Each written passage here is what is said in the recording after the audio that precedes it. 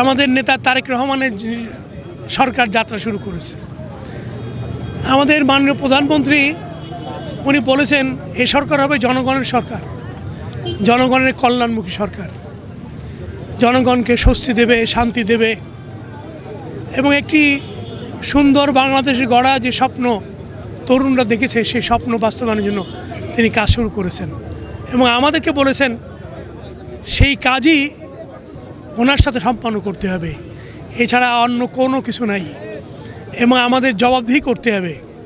এবং উনি প্রত্যেকটি সিটি শহরে উনি যাবেন, দেখবেন আমরা কী ধরনের কাজ করছি, কাজ ভালো না করলে আমাদেরকে বিদায় নিতে হবে, এই সে কথাই উনি বলেছেন, আমাদেরকে ওয়ার্নিং দিয়েছেন এবং এটাই দরকার।